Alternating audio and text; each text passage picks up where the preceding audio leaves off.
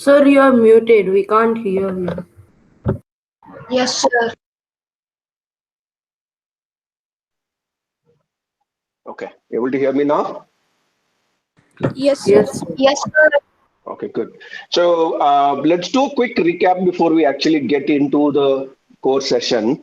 So in the past 4 weeks, we have completed 3 weeks and now we are in the fourth week, right? Week one, we pretty much concentrated on the basics, the batting basics and the bowling basics, right? Batting, we talked about grip, 6S. Then we talked about bowling. Bowling again, we looked at fast bowler, right from grip, run up, jump, right, stride, and all those things. Then we had on a weekend, on a Friday, we had a life lesson, which is more about success, right? The secrets of success. Then we got into the master classes where we looked at front foot defense. Then we looked at drive. Then we looked at bowling, right? Bowling, we looked at fast bowling. Fast bowling, we covered the run up. We covered the jump and gather and jump. Then we looked at back foot landing and front foot stride. There are few other phases in that we will cover. Then then we had a life lesson. Life lesson was more about how to get selected or what are selectors looking for. Then week three, we had some of those back foot punches, back foot drives, back foot punches or back foot drives. Then we had square cut, right? Back foot punch and then square cut. Then on the bowling, we had off spin and leg spin, the wrist spin or the orthodox spin. And on the we also looked at the analysis, right? We looked at batting analysis, we looked at bowling, few, not many, but we looked at whatever we had. We will start doing that maybe this Friday. We will again do one more session like that, and then slowly we will get into one day, from this week on, where we will look at pick up some of the battings, from the academies or from some of the drills that we do, and then what find faults, right? Basically, we look at finding faults in some of the skills that we have covered. The reason why we did not really do in between or the week, last 2 weeks, is basically we wanted to cover the full phases in bowling, batting, and all aspects, at least to a maximum extent, right? And then we are still left out with so many other things like the pull, right? Then the scoop shots and some of those legs. We also covered some of the square cuts, late cut and all, but I think majority we would have covered. There are a few more left, and then we'll cover, and then slowly we will get into the loss of cricket and some of those topics. And hopefully by the time the academy opens, we should be able to cover 80-90% of the aspects, and then we will perform well when we come back. And that's the intent. Right. So yesterday we talked about leg drives or on drives, right? I mean the ball that is pitching on the middle and leg. Now today we will talk about cover drives. We said leg or on drive or cover drive. These are the two main shots. And if you play these two shots to the perfection, you're pretty much done with your selection. In a sense, most of the selectors will actually look at these two skills. Of course, the other skills are also important. They wanted to see how are you defending on the front foot, how are you defending on the back foot. But these two are the stroke making shots, right? Low risk, high reward. Low risk, high reward only if you play them correctly. If you play them little wrong, then you are again tend to get out, right? So these are the two main strokes that will allow you to score maximum runs with low risk. So we'll get into the topic, right? Again, it is playing in the week. Fitness, the same sessions that we did yesterday, okay? The same sessions that we did yesterday. And again, because these are intense workout sessions, warm up and cool down are necessary. Make sure that you have lots and lots of water. And now because we are getting into the intense exercises, we will make sure that you have a break in the exercise session. So Monday and Tuesday, we will have session. we'll have fitness. Wednesday, we'll give you a break, which is like making sure that your muscles are now opened up, are now relaxing, and then you get the growth, right? You have to contract, you have to make sure that they are compacted, and then you need to make sure that you are relaxing them because the oxygen gets into them much faster. And the more, it's like, it's like a sponge, right? If you press it, the whole air is out. Now, when you're doing the exercises, you're taking the whole oxygen levels and everything, and then making sure that they are stressed. They are stressed when you're exercising. So when you relax, what happens is tend to open. When they tend to open, what happens? They open a more. They open a more so that the oxygen, they take more oxygen, and that's where your muscles get stronger and your muscles grow. Right? And yesterday also we talked about it. I'm just reminding you. Few things that are very, very important are your legs, your hips, your core, your chest, shoulder and arms. Very important.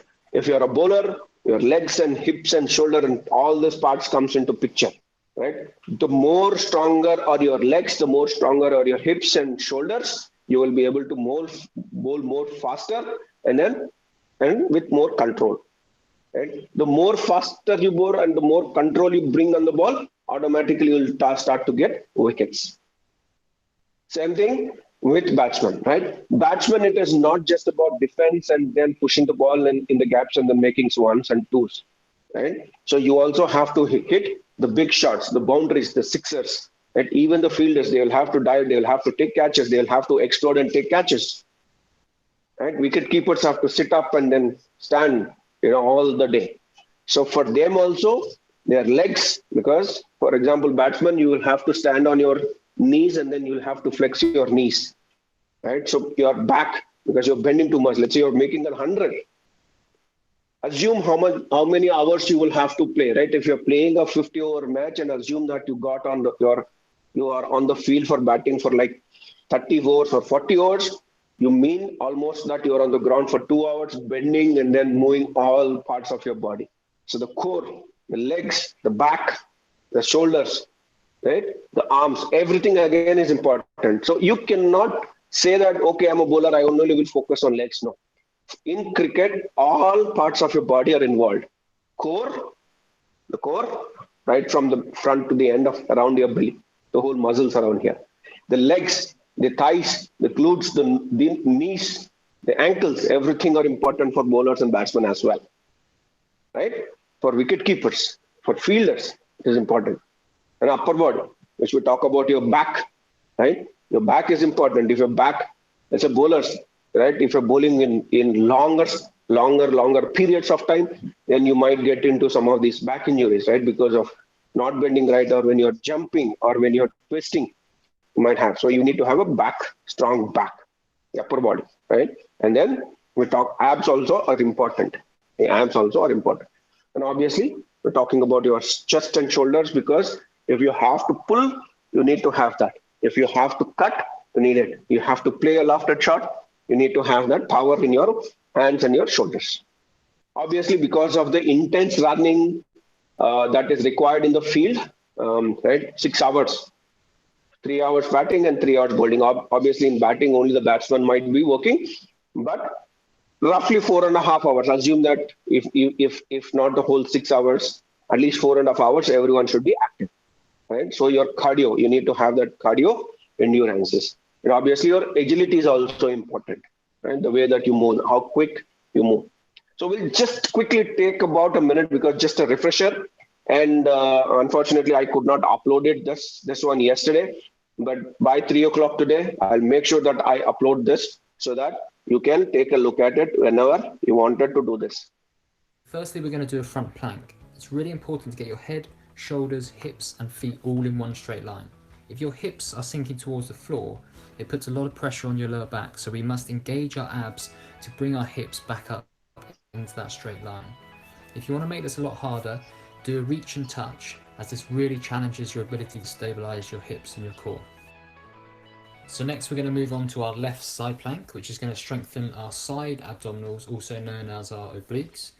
Make sure our shoulders, hips and feet are in line like the front plank. Don't let your hips sink down to the floor. If you want to make this harder, then simply add a rotation. So now do the same on your right side, as it's really important to train both sides of your body. Strengthening your obliques is so important if you want to be able to hit the ball hard and if you want to be able to bowl for long periods of time. So next we're going to train our abdominals, and we're going to use flutter kicks. So put your hands underneath your lower back and start moving your legs up and down. If you want to make it harder, move them left and right, start drawing some letters, but always make sure your lower back doesn't come off the ground.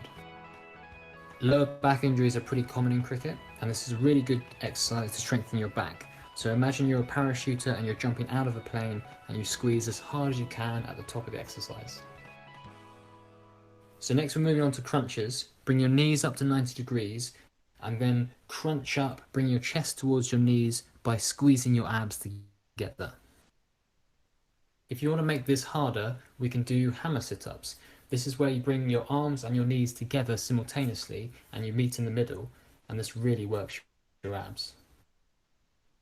To finish off the core exercises, we're going to do Russian twists. So start with the tennis ball and just rotate round, bouncing it on each side.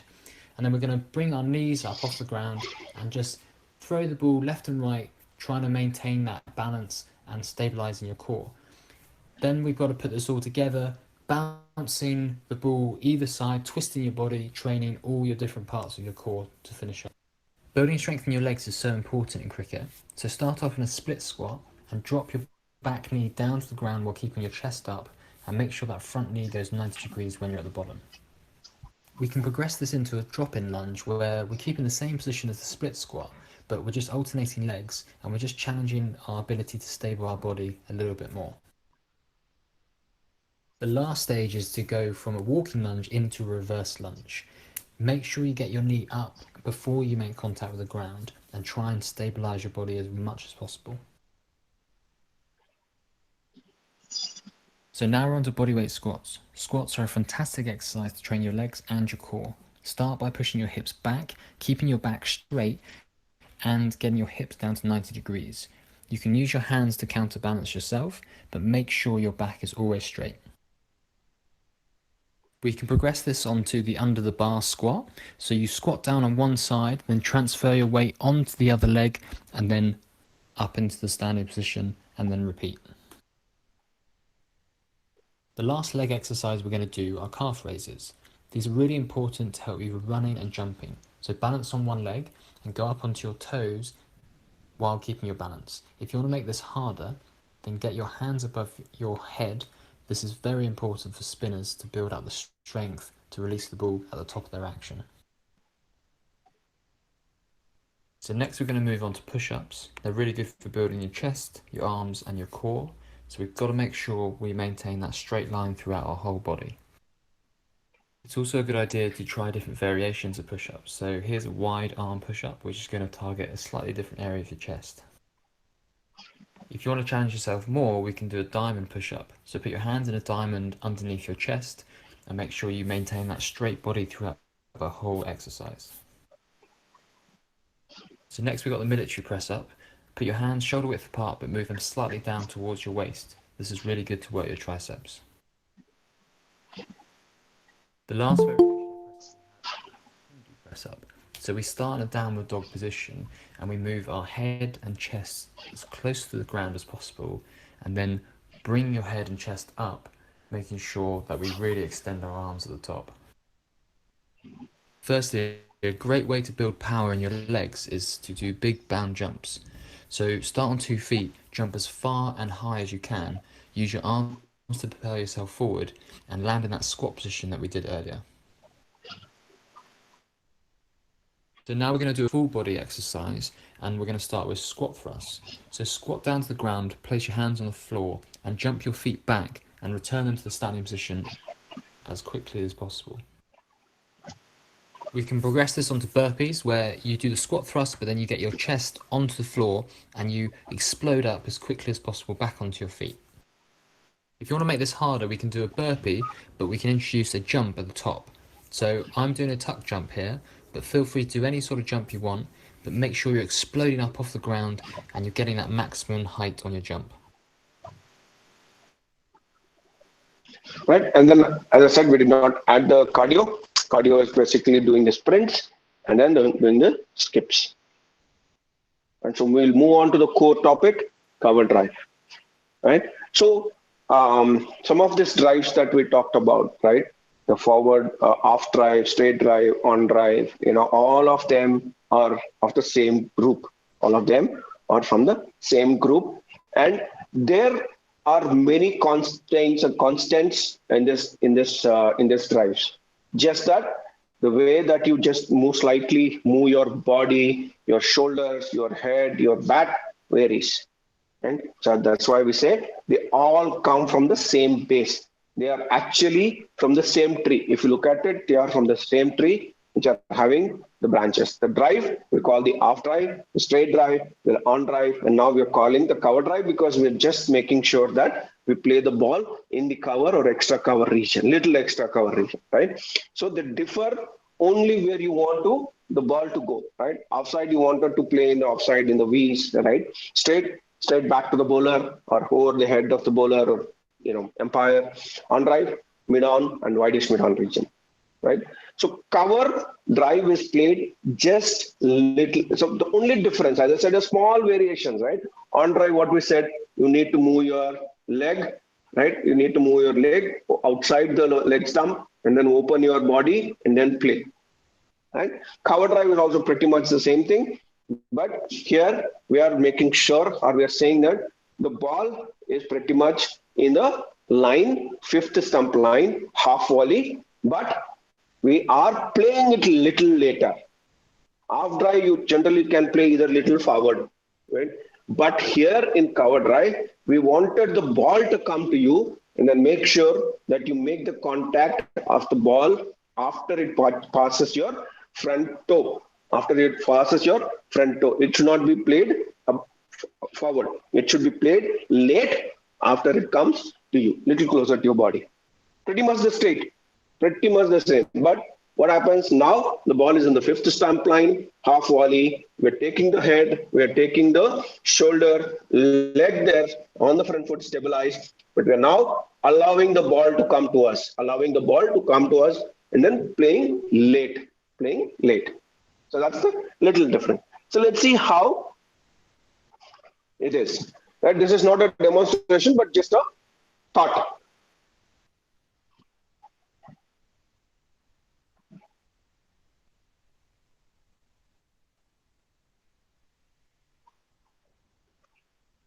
Sangakara.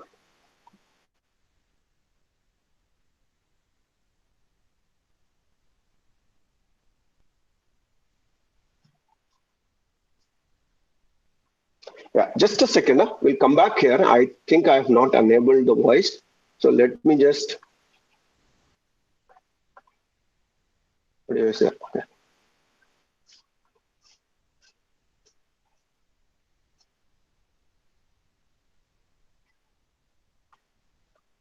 Sir, I can't hear it.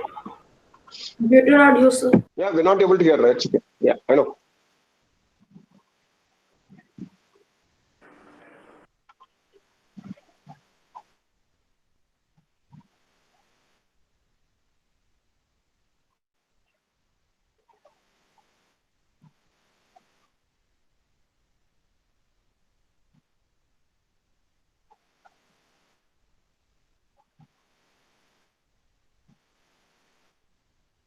Okay, a left-hander cover drive is like pleasing to the eyes, and then no better than Sangarkar.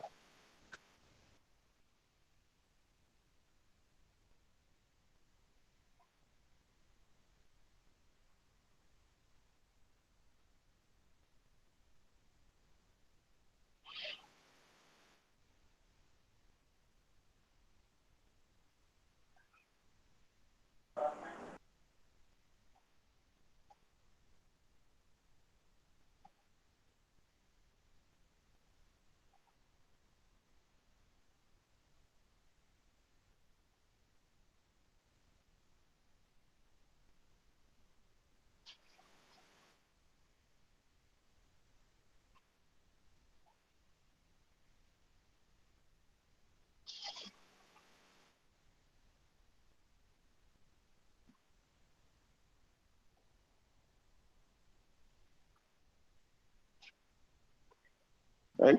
So it's so pleasing to the eye. So let's come back, let's go on, move on, right? If you look at it, where and what length we will have to play, what line and length we'll have to play, right? So if you look at the pitch map, and probably this is the pitch map which is used for every shot. Unfortunately, I forgot to actually put this, but this is a very good presentation of how you can and which ball you can play if it is pitched where, right? So if you look at it, the red lines or the red areas are the areas where we will have to leave the balls. Those are the danger areas. In the current situation, we call them as containment areas, right? Relating it to COVID, you should not enter into those areas. And the presentation that we are putting out here is for a right-hander, right? If you look at it, we talked about the drives, right? We talked about the on drives. We talked about some of those drives here, straight drives, right? So cover drive is usually played, as I said, usually played on the ball which is pitching on the fifth stump line, and on a half volley or closer, little closer to your front foot. The ball pitched on or just outside the off stump, fourth or fifth stump line. Usually fourth stump line will play the off drive. Fifth stump, we will play the cover drive. Fifth stump, we will play the cover drive, but pretty much fuller. Remember, if you play the ball, if you wanted to play a cover drive, which is pitching on the good length, you cannot. It has to be fuller or half volley. Fuller or half volley. And make sure that you don't make the mistake. And if the ball is swinging, that's the most dangerous time when you play this, because if the ball moves and if you are not lined, you get caught out on the slips or to the wicket keeper. And if you play the ball away, or little ahead of the ball, without the ball coming to you, then you are bringing your cover fielder into play.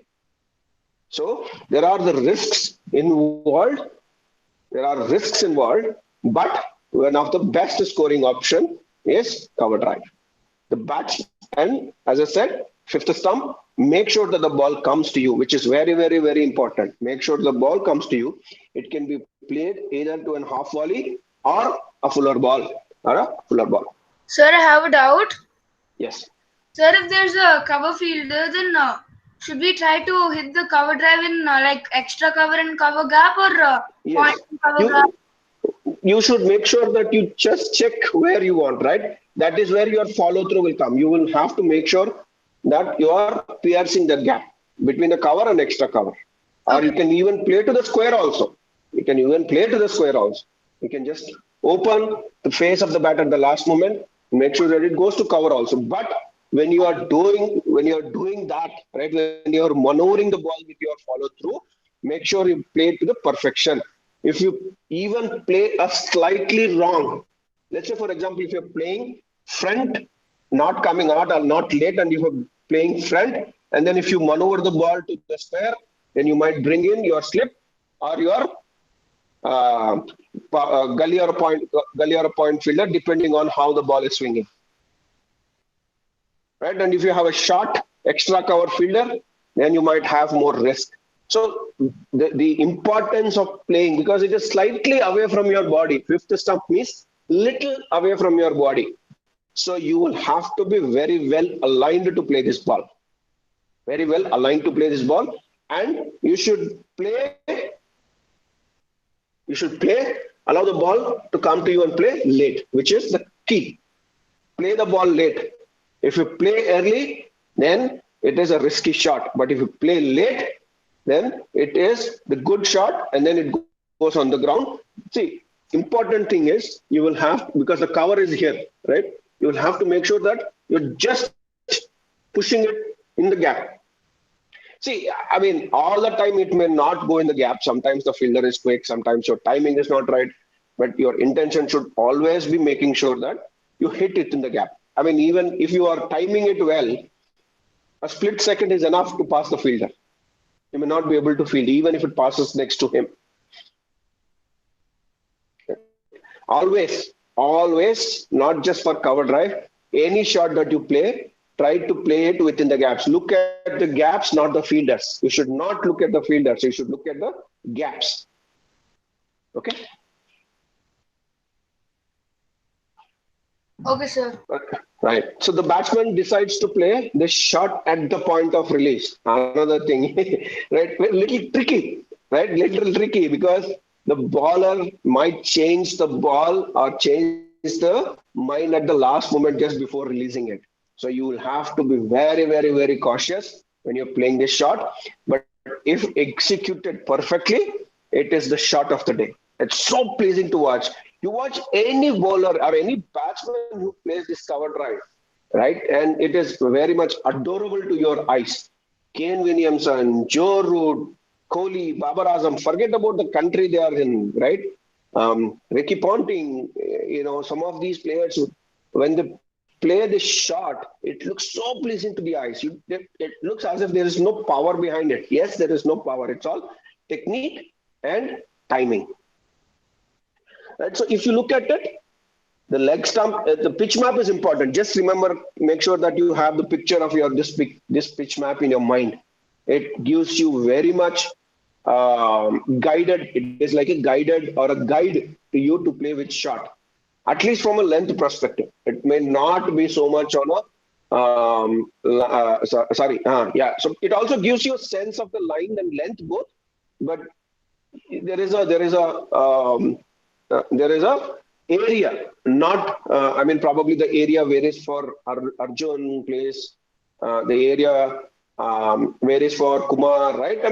Depending on the player, this varies. As we talked about the black spots, even those areas also change, but pretty much within that 1 meter here and there, right? Not too much, or even for that matter, a 6-inch or a 7-inch or a 10-inch at the max.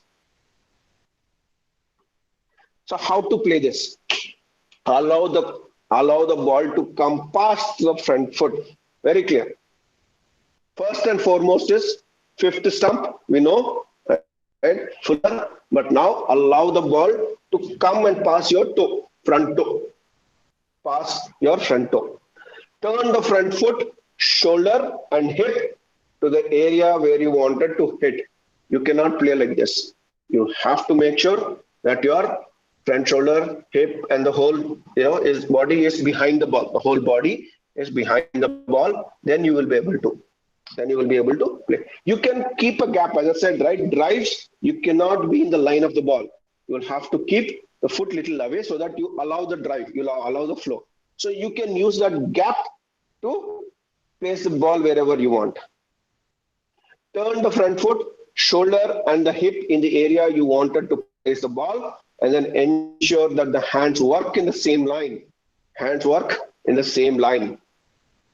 Hitting and guiding the ball through the cover region, pretty much in the cover region, extra cover to cover region. Always offer the full face of the bat. No matter which one we talked about till now, we're saying always allow full face of the bat. Here also we're saying full face of the bat. Timing and balance are very crucial.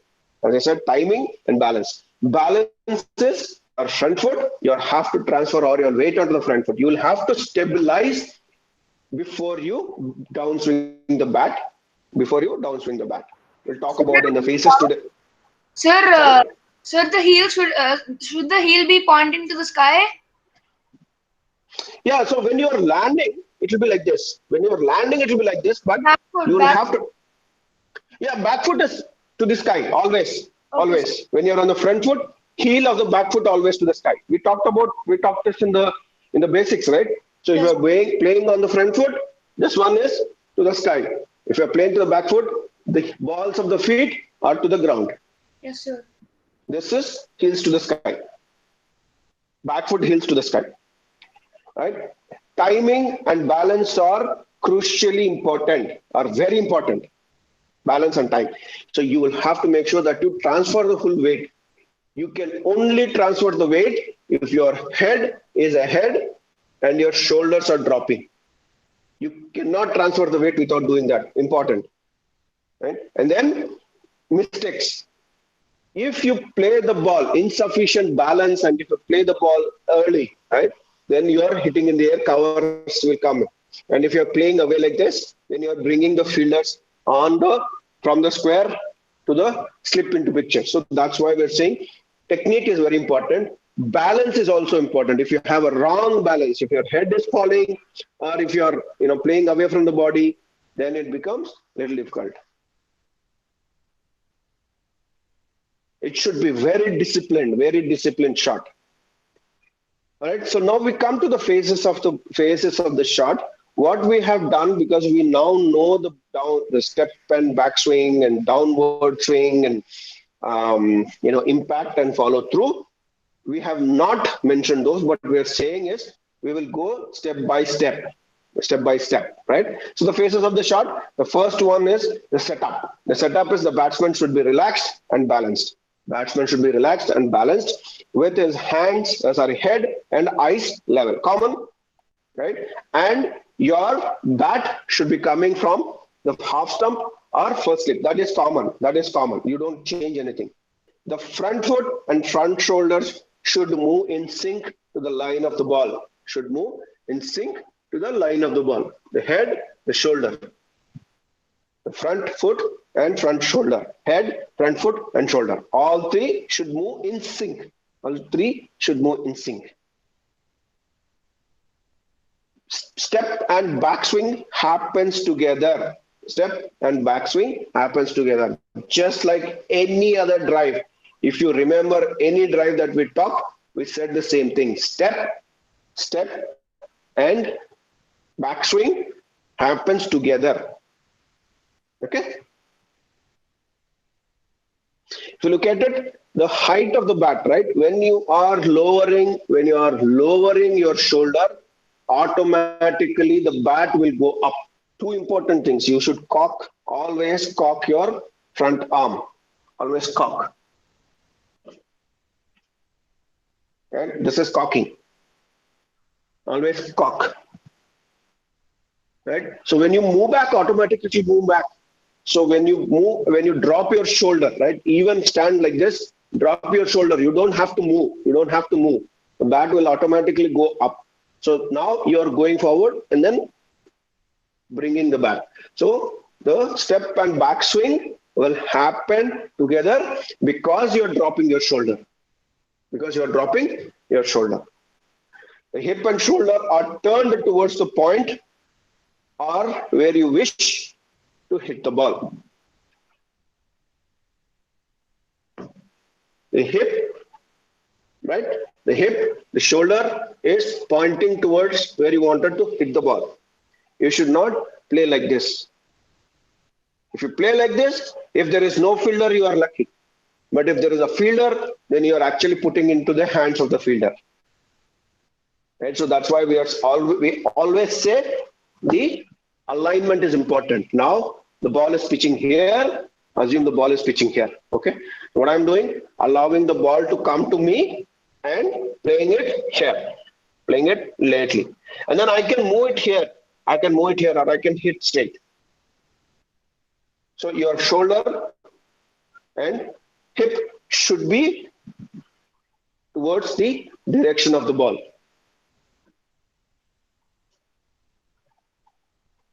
Right? It should be like this. It should not be like this. If it is like this, then you are playing a wrong shot. The hip and the shoulder should be in the line where you wanted to hit. The bat tip in this position is facing the fine leg. One more important point. This is correct. This is no change because that is set up. Now you're moving your leg and hip. When you move your leg and hip, show me where is the bat. The bat is anyway automatically because if you're handling here and if you're turning, the bat moves with you. Not here. Even if you are here, the bat still moves. What we are saying is close to the body, move. Close to the body, move. When you move, the bat is automatically coming from the fine leg.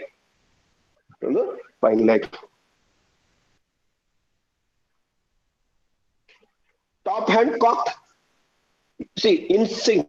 I'm saying when you see at the pictures and the lines that I have drawn, right? Heads and eyes level, and then the tip coming in from the tip of the bat coming in the circle. You see the circle on the right side, right? The figure 2 or figure 3 for that matter, right? Figure 3, I have rounded it with red circle. The red circle the tip of the bat is actually coming in from the hind leg. Top hand cocked. If you see the diagram on the left, the first diagram circled, the top hand is cocked. That is called cocking, right? And forearm situated roughly 90 degrees. Roughly, it could be little more. Could be little more. If you're able to see me, right? And then 90, or it can be here also. But I'm saying 90 is 90 or roughly 90 degrees. Okay, roughly 90 degrees angle. When the heel of the front foot touches the ground, important. When the heel of the front foot touches the ground, the front shoulder should be all drives. Off drive, on drive, straight drive, cover drive. Again, I'm stressing it very, very, very. I mean, every shot that we're saying, I'm stressing so much because this is important. If you don't lean your shoulder, when you're actually playing in the air, when you are about to touch, or when your heel of the front foot is about to touch, your shoulder should be leaning forward, should be bent forward or leaning forward. So when the heel of the front foot touches the ground, the front foot shoulder should be lowered and angled. If you see the second picture, I have rounded the heel and I have pointed with an orange one how the shoulder should be. The front shoulder should be lowered and aligning the shoulder towards the cover region. The shoulder towards the cover region, or where you wanted to play, little here and there. The top hand should lead the control. The top hand should lead the control and the downswing. This is where we talked about the concept called as unweighting the bat. Unweighting the bat. You are now cocked, and now you have to unweight the bat. You have to unweight the bat. Downswing only after stabilizing, no changes. See, the phases till now that we talked about is common for all drives. Just that your hip and your shoulder is in different direction. For cover, we are saying put it in the cover region.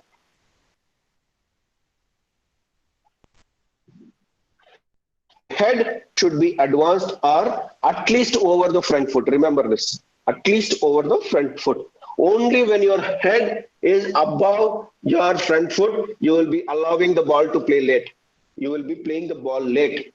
If the head is not ahead of your front foot, you're actually playing ahead. If the head is above the front foot, then you can play late. That's why we wanted it to be little ahead or at least over the front foot. Head should be advanced or at least over the front foot. This will aid in comfortable stride, efficient weight transfer or a weight distribution, and balanced striking position. If you look at it, figure 1, where we wanted. Okay.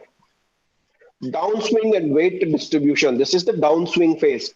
The first phase, if you talk about, we did not put the headings, but the first one we talked about step and backswing. The second slide that we're talking about, the current slide, is more about downswing, okay, and impact. Downswing and weight distribution need to be synced, and the batsman should feel the weight transferred on the front leg and on the toes. Right? I'm again reading the line. Downswing and weight distribution need to be synced together. The downswing and weight distribution should be synced at the same time, and the weight on the front foot heel and the head up forward of the front foot so that you're playing late. Contact should be made in line within the eyes, figure number 2, when the ball is under or slightly in front of the eyes. Right? Head is different, eyes are different, right? They're little. So the moment you take your head forward of your front foot, automatically the ball is under your eyes or you're playing it late. commonly known as playing the ball late. Slightly in front of the eyes, commonly known as playing the ball late. Emphasis is to keep the firm grip or a firm wrist. See, if you look at the straight lines that I have drawn, right? The head ahead of the front foot and meeting the ball under the eyes or little away or little forward. But you should play late. See, playing late does not mean that you should play here. That does not mean that you play here. I'm saying play late here. If you play late here, then your weight transfer is not there. Then you will hit in the air. Wrong. I'm saying play late here. Just when the ball has passed your toe, you play here, not here. This is not under your eyes.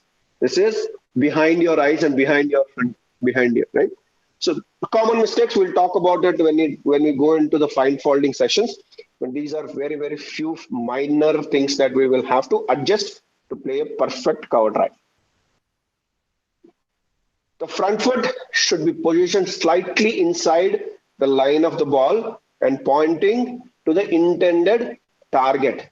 So as close to your, so we said keep a place to swing the bat, right? But not too much, It should be closed. You should be covering, right? Close. The front foot should be positioned slightly inside the line of the ball and pointing towards the intended region. Wherever we want to.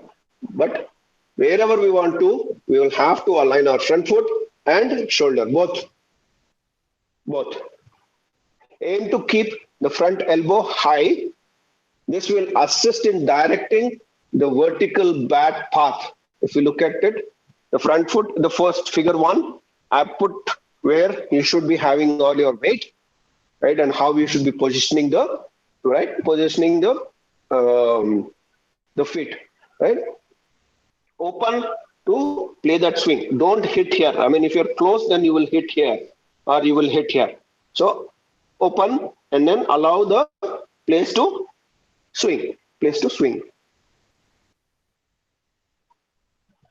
And elbows high. When you play the shot, high elbow, checked shot. If you see the circles that I have pointed in figure 2 and 3 with red, high elbow and the tip of the bat, as always in the follow through, should follow the direction of the ball. If you see, all the steps that we have done are pretty much the same as the front foot drive. The only difference is that you are placing it in the cover region and you are playing the ball little late. Everything remains the same. The hip and the shoulder are in the direction of the ball and you are playing late, allowing the ball to come to you. Rest everything remains the same. Follow through. Again, I'm not talking about the follow through. Follow through will say straight bat, right? Straight bat, and then the toe, the tip of the bat should be pointing. That's common. I'm not talking about that anymore now. I'm saying all that we have covered there. I have not put the names and everything, right? Backswing and downswing and impact, and so you know all that. Even if you wanted to break down, step and backswing are in sync. We covered it. Then we said downswing only after you have stabilized and on the just when the front foot heel is touching, weight transferred, bring the bat down. Impact under your eyes late. Follow through is the same. Follow through have a little impact. I'll tell you, the follow through for a on drive, we said it have no impact on the direction of the ball. But in cover drive, your follow through will have, because the follow through is along the shot. It's not after you play, right? Let's say you're playing late and then you wanted to maneuver the ball, right? You have played here, right? And then you wanted to play a little away because you know that the fielder is there. There is no square leg. There is no extra cover, deep extra cover fielder. So what you are doing? You're Last minute, just before at the point of impact, you're turning your bat a bit, So there is a little impact.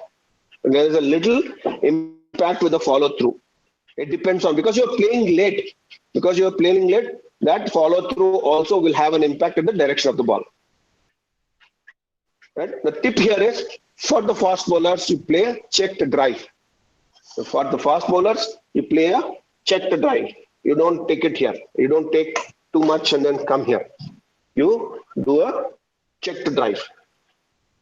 Okay, you do a checked drive. But elbows high. This is common. The elbows and these are common. So for a fast bowler, the bat points the direction of the shot. But it is a checked drive. For the spinners, the right hand glove touches the left ear. When you are playing a cover drive for a spinner, you come completed. Okay, you completed, because the power should come. The bowler is slow. The bowler is slow. The ball is coming slow. You may have to use the power, and that's why we wanted the right hand glove to touch the left ear. Got it? Then is follow through. Any questions in the phases that we talked about? No question, No, sir. sir. Right. Okay. Right. Now we come to the learn from the legends. I have not checked whether we will have voice or not, but I'm hoping we'll have voice. If not, don't worry. I will send this slide. About that. Firstly, the cover drive, I think the most important thing is to have a good balance when you're driving the ball. The weight should be somewhere around the 3/4 area of your foot, which is called the balls of your feet. And somewhere around here, just the base of your toe, the big toe, just that bone, that's where you balance the foot normally. And you need to have a good strong base when you cover driving the ball. Obviously you need to have foot movement. Plus, your head position is very important as well. You can't be behind. If I show you from the side, you can't play the cover drive like that, or you can't play it like that. Your head should always be where your toe is, and that's how your body is dictated when you're playing the drive. And that's where you connect the ball close to your body and close to your head, and that's where it stays in control. So there are a few ways of playing it. Playing along the ground really depends on the kind of length the ball is pitched at. So mostly when you play the drive along the ground, it will mostly be in the area very close to your foot, or maybe just where you stand in your stance, just where the foot is. So you need to adjust accordingly. If it's just in the half volley area, you need to take the foot towards the ball as you put your stride in. You have to figure if the ball is close enough for you to play it along the ground, or on the rise. So along the ground, again, contact point is very important. It has to be close to your pad, close to the body, depending on the length. If it's above your toe or ahead of your toe, then obviously you have to play along with your pad and make sure the follow through is such that the ball bounces right in front of you first. Or if the ball is a bit fuller, then I think the sensible thing to do, which I do most often is sort of go for the drive. When I place my foot, I rather just collapse my back than bending on the front foot, but my head still stays here, and I sort of connect the ball closer to my back leg, still keeping the head where I need to connect the ball. So that's very, very important, just to collapse. So here he's talking about back leg, right? So basically what he said is depending on the length of the ball and the stride you take. But the key that he's saying is hit the ball under your eyes or late. When he's talking about the back foot, he's saying that you play the ball late. I mean, that's the essence. One doubt. According to the length. Yes. So what's the difference between half volley and fuller? A very, very, very minor difference. Half volley is you still, there is still half a meter, right? I mean, we talked about it, half a meter. Any ball which is about half a meter from your front foot is called half volley. Okay, Or just right. I mean, let's say for any drive you're taking a slaughter drive, right? I mean, when you take the area, pretty much that area that falls under your head the area that falls under your head, it could be called as a half volley. Half volley is like a low full toss. When you are about to touch, it is like low full toss. When you are about to touch, it is a fuller or what you call a low full toss when you are touching. Okay, sir. Thank you. Otherwise, you're going to end up yorking yourself or hit it meter. up in the air. Secondly, on the rise, it's very important to practice such things in your practice sessions. If the ball is a little away from you, you need to sort of read the length and try to hit. Again, driving is all about hitting the ball as close to your body as possible. So when you're driving on the up, you need to make sure that you're connecting the ball in a way that you can see the ball bounce in front of you, before heading out in the outfield. It should be, just around 2 feet in front of you, the ball should have bounced. That's when you know that you've actually connected the ball really well and you are in control of the drive you've played. If it goes up in the air, then more often than not, it's just, a risky shot that came off. It's never in that much control. So I think those are the most important things when it comes to driving the ball. Keeping your head position right, just above your toe, not too forward, not behind, and your feet always have to be balanced.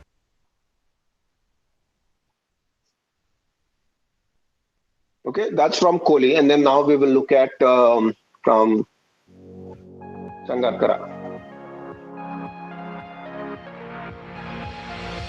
This is left-hander. The one that I got you is the right-hander. Now bringing the left-hander.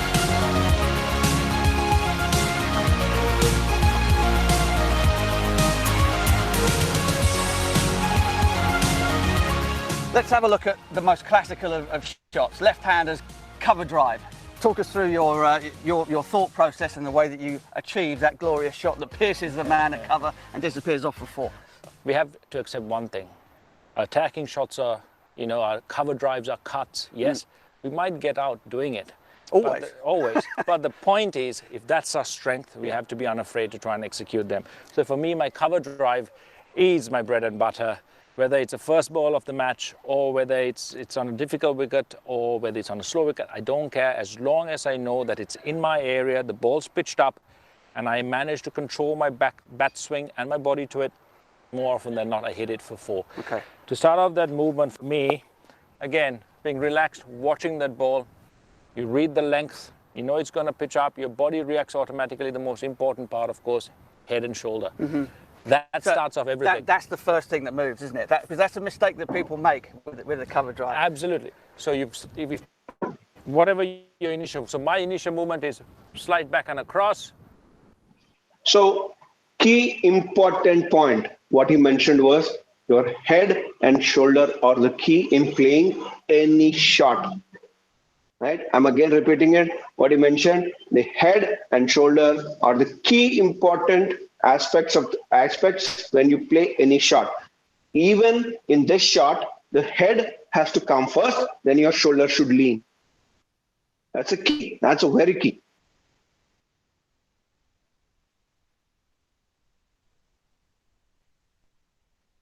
Got my wrists nicely cocked, but then when I see the balls outside off stump, my head and shoulder start going towards the ball. I'm not too worried about my foot, because if you get your foot to the ball, you don't have room to swing the bat. So you need to get your foot close to the ball, yes, but not right alongside it, not too close to it, not a... 2 cents again, right? He said, as long as head is coming, I don't care where the foot is, right? Because if you get your foot closer, you do not have the space to swing your bat. So I'm saying 2 cents because there are 2 key points that you will have to remember. Or for that matter, he said 3 things in the whole session, right? He said head and shoulder should be in line where you wanted to play the ball, which is first thing and what's common that we talked about. Second thing is head. Head is the most important thing that he's saying. And he's saying foot do not really matter where you land. You should actually land it little. When you're playing the drives, he's not talking about other things. He's talking about drives. As long as your head is in line with the ball, he's not bothered about his foot. And you can get the ball closer, the foot closer to the ball or in line with the ball, but you should allow that space to swing. We will listen to this again, right? Some key important points, we'll listen to it again. not cross it. You need enough after space for the bat to swing through. So that's why head and shoulder going to that ball will automatically get your foot getting to the right spot. You don't have to worry if it's a foot away, 6 inches away, but all it needs to do is leave you enough space for that head and shoulder to go through that ball, which means your hands and bat will follow. And that will automatically come through and go through the ball. You can hit through it.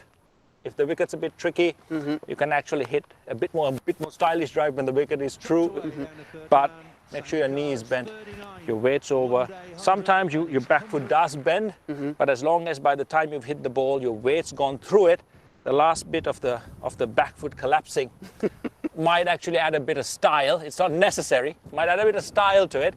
But if you can actually get your foot over, not let this collapse, release that weight right through the ball, get your hands, head, shoulder, all swinging through that line, you hit a perfect shot.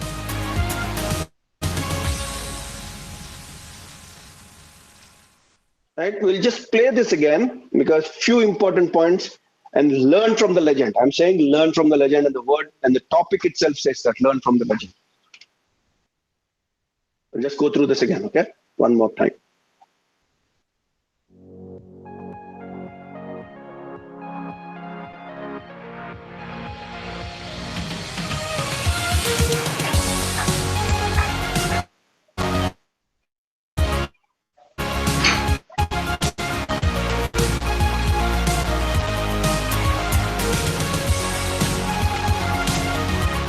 Let's have a look at the most classical of shots, left-handers cover drive. Talk us through your thought process and the way that you achieve that glorious shot that pierces the man at cover and disappears off the 4.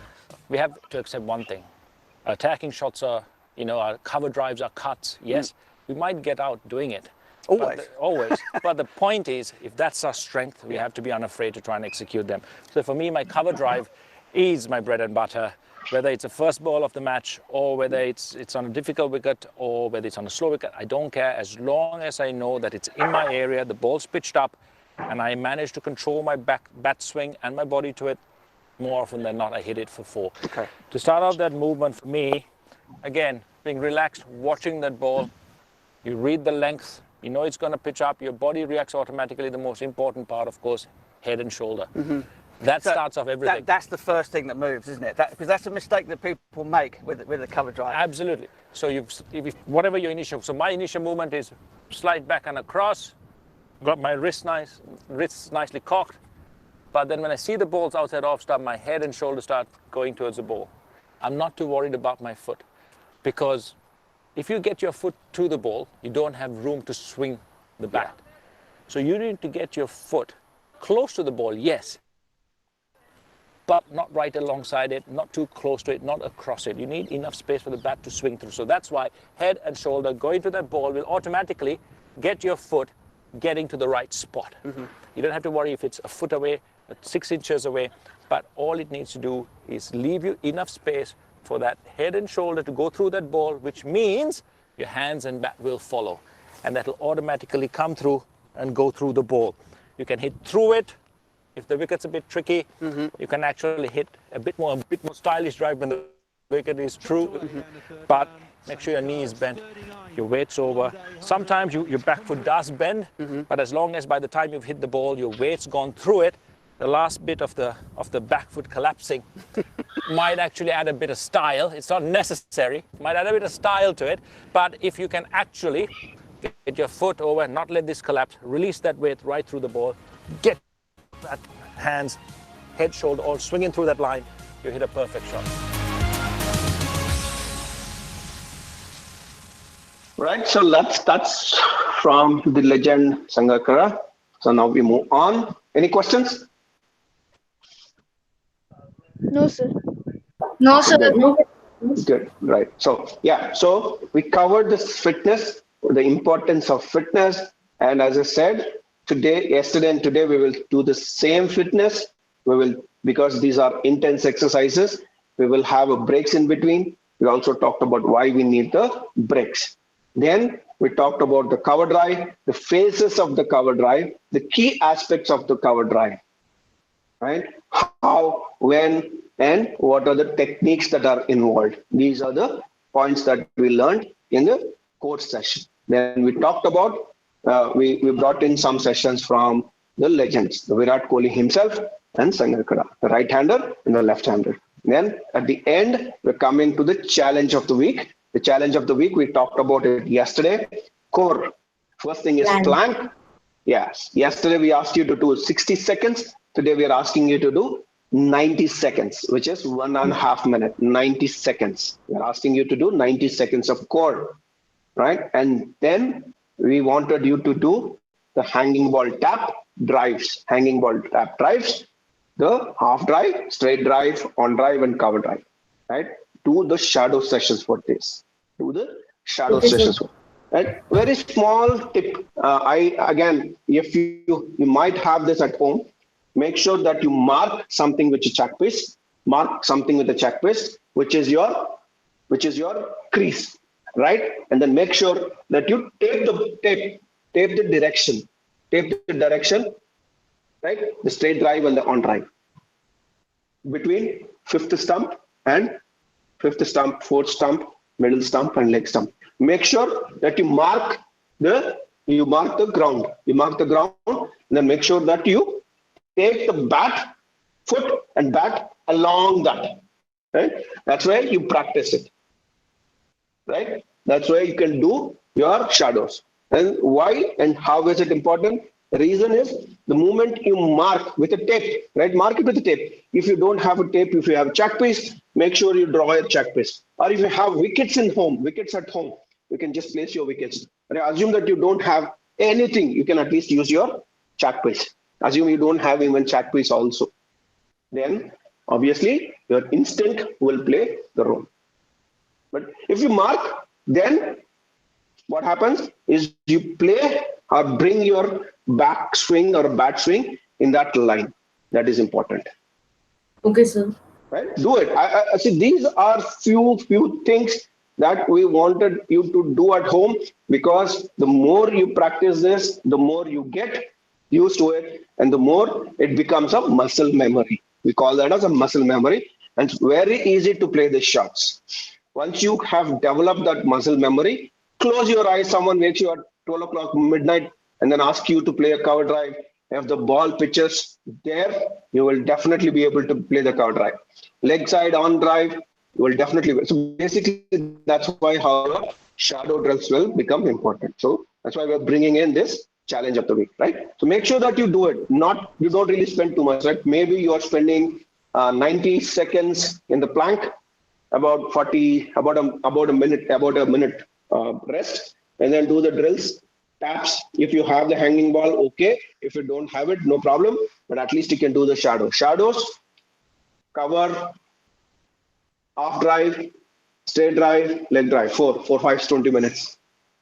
20 minutes plus a minute, maybe about 25 minutes, and then about 30 minutes for your fitness. So in an overall, if you're doing this, right, I mean, roughly about 60 minutes or less than 60 minutes, you will finish the whole session. And this 60 minutes is very, very crucial for the development of the game. Okay, do this, and I am at least confident that you will be better players when you're back at the nets. I mean, the intensity that you have shown in listening, and the intensity or the concentration that you're showing at the levels, the energy levels that you're bringing into the table are very, very encouraging. And at least at least you allowed me to prepare something to teach you. And some of these are very important to me, because I'm also brushing up my knowledge. I'm also brushing up my ideas, which is really good. And I really love the enthusiasm and the concentration with which you're coming in and listening it. But most important thing is, I wanted to bring this back in the nets when we open the nets. Okay, good. Thank you very much. Sir, is the session done? Session done. Yes. Yeah, session done. Bye, sir. Thank you, sir. Bye. Thank you, Bye. sir. Bye. Bye. Bye. Have a good day. Bye. Have a good day, guys. Bye. Bye, sir. Bye, sir. Bye.